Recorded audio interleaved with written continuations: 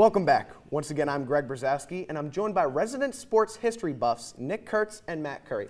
Now, guys, we're going to be debating some of the greatest individual performances in sports history. But before we get to that, which sport really allows for an athlete to put up numbers that make us fans awe? Nick, start with you.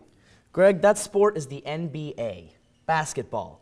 You look at players like Kobe Bryant, they can take control of the game easily. In 2005, he came up with 62 points in 3 quarters against the Mavericks. And then in 2006, just a year later, came up with 81 against Toronto.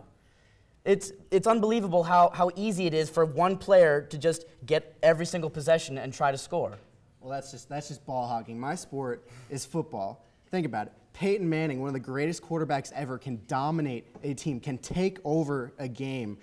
You know, he completely throws off the defense. That's one of the aspects. It's smarts. It's not just the ability to score. It's smarts, tactics, things like that. And that's why I have to go with football, because who's he throwing to? He's throwing to wide receivers who also have to do their job very well. You can get assists, though, in basketball, things like that. It's the same thing. You have that in each sport. There are almost 450-point performances in NBA history, and almost all of them, the team that had that player ended up scoring less than 100. That means they had over 50% of their scoring. It doesn't matter. Just think about this. One of the best accomplishments ever, Peyton Manning against the Jets in the 2010 playoffs.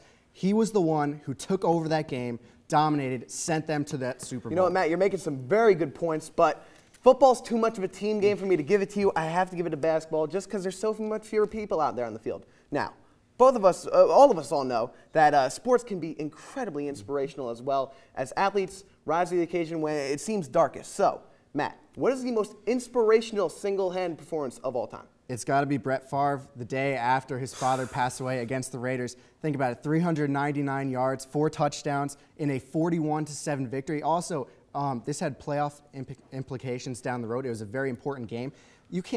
Going out there and playing the day after your father passes away, someone who's been there, he went to every game he's been in since 5th grade. And he was not there for that game. That is so tough. And the fact that he went out there and won that game Matt, the way he I got to did stop you was right amazing. there. All that will do is give him more inspiration, and will give him more motivation to play really well. Yes, it's an inspiring story, but there have been many players that have played after passings of family members. Ed Reed, just this past season after his brother passed away. I'm going to give you a moment in history that is frozen in time forever. Do you remember the quote, "Do you believe in miracles?" Yes. Absolutely. The Miracle on Ice, the 1980 U.S. Olympic team. And yes, it's not an individual performance, but these players were amateurs and college players because professionals weren't allowed back in the Olympics back then.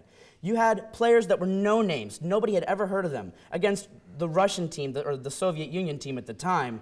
Everyone remembers where they were when it happened. It was one of those moments that there was a lot of political impact with it, the Cold War, and the fact that the U.S. team was actually able to pull it out was just, it uplifted the entire country. Yeah, but once again, going back to your point, that is a team thing, whereas mine is an individual, and I think the individual is a little bit harder than a team. But nobody knew the individuals on that team. They knew that as the U.S. team. Well, while that may be true, Nick, and trust me, I love my country, I love the USA, I got to give the nod to Matt as well, based on the fact that it was a team coming together, not just one individual stepping up. Meanwhile, Favre completely controlled that game. Okay, final topic, guys. Now, we've discussed some pretty amazing performances in sports history already, but give me the best single-season individual performance of all time. Nick, start with you. 2006, LaDainian Tomlinson breaking the touchdown record. He broke the record by 3 touchdowns. Very impressive. The previous one was held by Sean Alexander in 2005.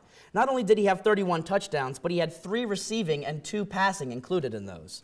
He had over 5 yards a carry, and he had 1,800 yards rushing on the season. It was just, the statistics are unbelievable. There's no way. Sure, that's a good season. I love LaDainian Tomlinson and what he did, but I have to give it to Tom Brady instead. Oh, wow. Sticking with football, though. 2007 season, the most ridiculous season I've ever seen from a quarterback.